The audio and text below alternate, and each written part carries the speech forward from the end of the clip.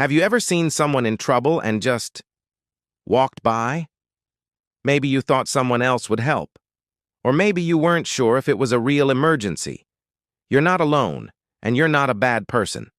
This is a powerful psychological phenomenon known as the bystander effect. And today we're going to dive deep into why good people, people just like you and me, sometimes do nothing. Let's travel back to 1964, to a quiet neighborhood in Queens, New York. A young woman named Kitty Genovese was attacked late at night, just yards from her apartment building. Her cries for help echoed through the streets. The attack was prolonged, lasting over half an hour.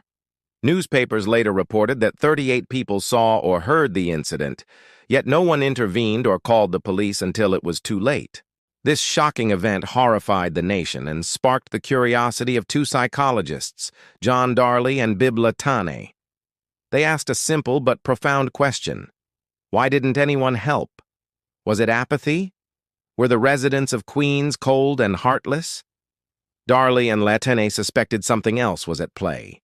They designed a series of ingenious experiments to test their theory. In one study, they had a student fake an epileptic seizure. When a single participant witnessed the seizure, they helped 85% of the time. But when the participant believed there were 4 other people listening, the helping rate plummeted to just 31%. The more people present, the less likely any single individual was to step up. This isn't because people suddenly become uncaring in a crowd. It's due to something called diffusion of responsibility. When you're the only one there, the responsibility to act is 100% on you. But in a group, that responsibility gets divided. You think, surely someone else will call for help, or someone more qualified must be here. Everyone assumes someone else will act, and so nobody does. It's a paradox. The more potential helpers there are, the lower the chances of getting help.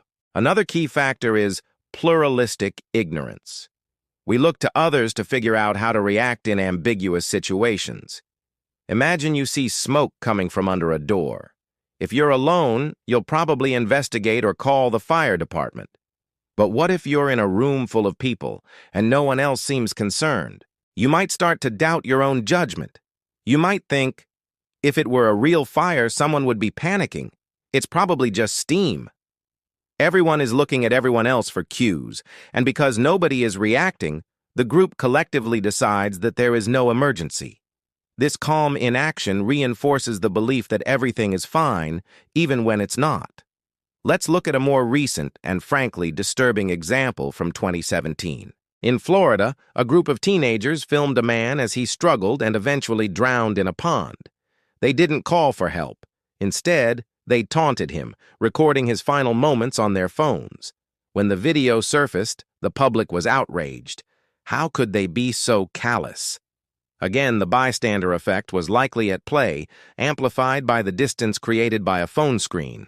The diffusion of responsibility was spread among the group, and the act of filming may have created a sense of detachment, turning a real-life tragedy into a piece of content. It's a chilling reminder of how this phenomenon can manifest in the digital age. So, are we all doomed to be passive bystanders? Absolutely not. The most powerful tool we have against the bystander effect is awareness. Just by learning about it like you are right now, you are inoculating yourself against it. The next time you're in a situation and feel that hesitation, you can recognize it for what it is. You can understand that the inaction of others doesn't mean there's no problem. But knowing isn't enough. We have to know how to act. The key is to break the cycle of inaction. Don't just shout, "Someone call 911." That's still diffusing the responsibility. Instead, be direct. Point to a specific person. You, in the red shirt, call 911 right now. This singles someone out, removes the diffusion of responsibility, and assigns them a clear, actionable task. By taking charge, you break the pluralistic ignorance and signal to everyone else that this is a genuine emergency. You give them permission to act. Let's think about this in our daily lives. It's not always about life or death emergencies. The bystander effect happens in the workplace when someone witnesses bullying. It happens in schools when a student is being ostracized. It happens online when someone is being harassed in a comments section. In all these situations, the same principles apply. We might think, it's not my business, or someone else will say something. But our silence can be interpreted as approval. Choosing to be an upstander instead of a bystander can be as simple as privately messaging the person being targeted to offer support. It could be reporting the abusive comment. It could be stepping in and saying, hey, that's not cool.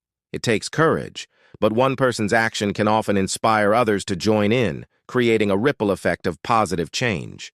The story of Kitty Genovese has a tragic postscript. Later investigations revealed the initial newspaper report was exaggerated. It wasn't that 38 people watched and did nothing. The reality was more complex. Many only heard faint cries.